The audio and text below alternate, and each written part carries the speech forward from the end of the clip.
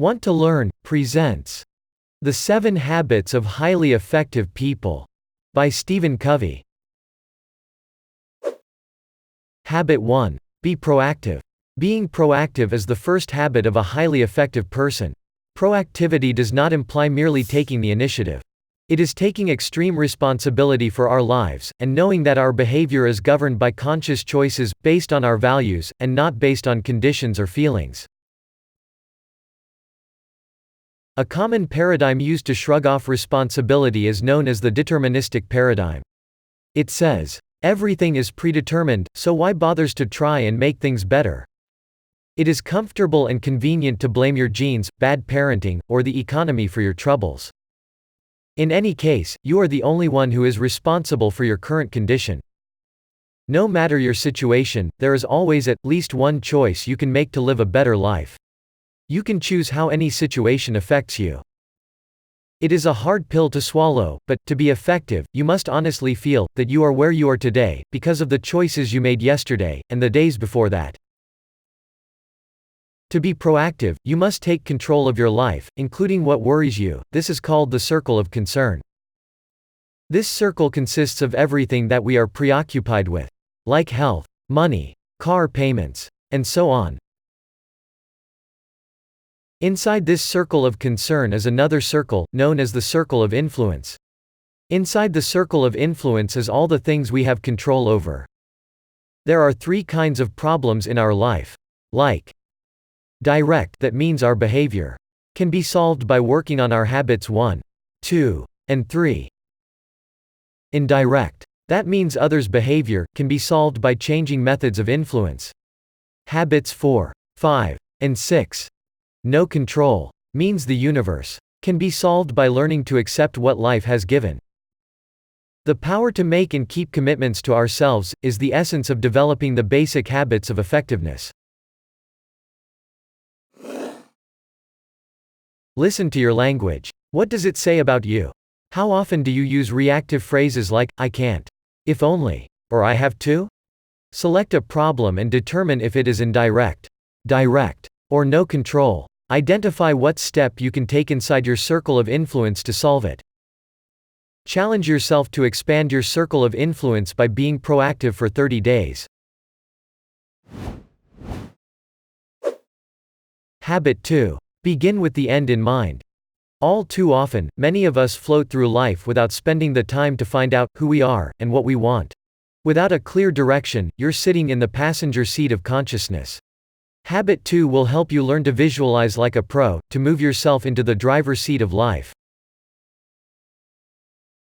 Before you decide to do any one thing, you actually do it twice. First, you imagine what you will do, and then you do it. And, what you imagine happens to influence the outcome significantly. By visualizing a better future, you too will enhance all that you do.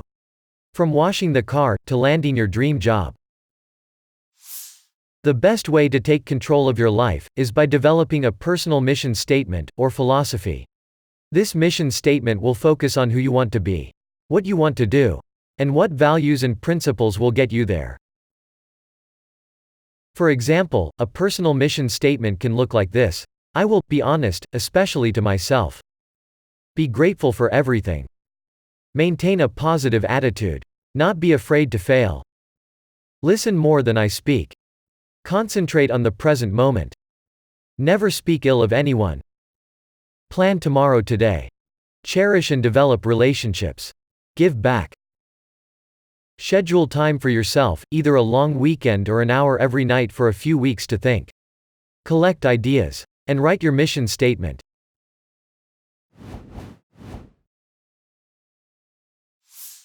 Habit 3. Put first things first. Time management can be summed up as, organize, and execute around priorities. And, checklists, calendars, and prioritizing tasks will only take you so far. If you focus on the before-mentioned management skills, you will likely be concentrating on things that may seem important at the moment, but are not. Your priorities are wrong. Do not let the illusion of busyness fool you into believing you are effective. To be truly effective, you must focus on your long-term goals that are found in your mission statement for the future.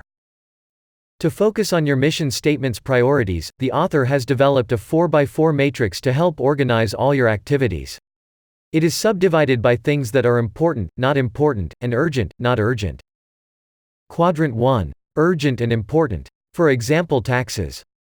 Quadrant 2. Not urgent and important. For example, personal mission statement. Quadrant 3. Urgent and not important. For example, most emails. Quadrant 4. Not urgent and not important. For example, Netflix. Many people spend way too much time in Quadrant 4. Likewise, if you focus on Quadrant 1 or Quadrant 3, you may feel like you're getting a lot done, when you're actually running around on an endless hamster wheel, manufactured by an ocean of emails and similar pitfalls.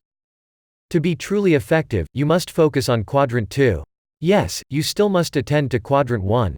However, you will find the more you concentrate on Quadrant 2, the less Quadrant 1 activities you will have to deal with. To get time for Quadrant 2, you will begin to have to say no. By saying no to things that are not in the interest of your mission statement, you will be able to spend more time in Quadrant 2.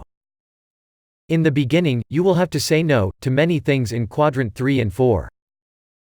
And remember, the successful person has the habit of doing the things failures don't like to do. Habit 4. Win-win. Win-win is a situation, game, negotiation, or strategy in which all the parties benefit one way or another. There are no losers. The only long-term viable paradigm of human interaction is win-win, and all other paradigms will lead to resentment and mistrust in the losing party. On the other hand, a win-win mentality will build trust, while contributing to the emotional bank account of others. Trust leads to open communication, fosters learning, and generates creativity. Imagine you are a salesman with a win-lose mentality. So, you take advantage of people. Surely these people will not refer their friends, or come back another time. In the long run, you have lost new customers, and only gained a brief monetary victory. On the other hand, if you win and also give customers what they want, they will be happy to recommend friends, and will be back the next time they need more of what you offer. Of course, there will be times when both parties cannot win. In this case, no deal should be sought, leaving future opportunities on the table. So, adopt the abundance mentality, and recognize there is enough for everybody. By giving more, you get more. Here is win-win tips. Be clear and concise. Focus on results. Separate the person from the problem. See the issues from their point of view. Identify key issues. Determine what results will provide a win-win solution.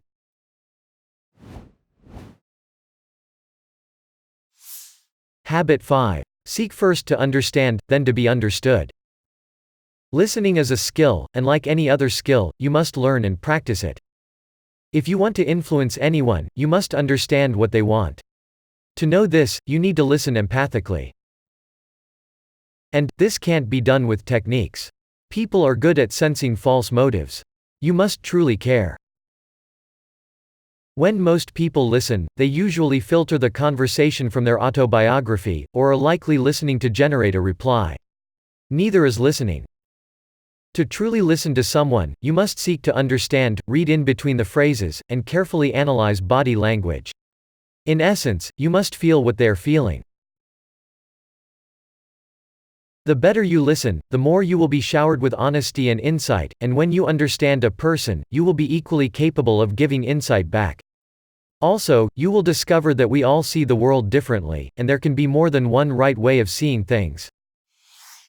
To get the most out of life, you will need to build authentic, trusting relationships that are in line with your mission statement. To do this, you will want to listen empathically, stop speaking ill of others, learn to apologize immediately, love freely, treat everyone with dignity, and make your expectations clear. Habit 6. Synergize. To understand synergy, look to the universe. The universe is synergized perfectly. If any of the fundamental laws of the universe were different, the universe could not exist. That is synergy. Synergy is a commitment to principle-centered partnership that catalysis unifies and unleashes the full potential of ourselves and of others. And, you too can bring this incredible power into your life, by synergizing with others and yourself. Be interdependent, trusting and relying on others, and you will be able to accomplish things no single man can. The key to group synergy is respecting people's differences. Realizing every person has something to offer. Developing a win-win for the group. And empathically listening to everyone. Our brain is composed of two hemispheres. Generally speaking, the left side is good at logic, math, and speech, while the right side is good at imagining, creativity, and feeling. To be your best, synergized self, you must use both sides of your brain to their full capacity. Respecting both your analytical and creative sides will lead to greater success. Each side of you has something to offer. Do not stifle one over the other.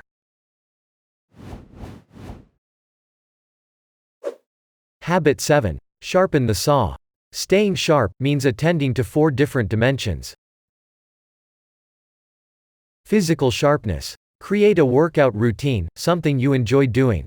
Like exercise, nutrition, rest and relaxation.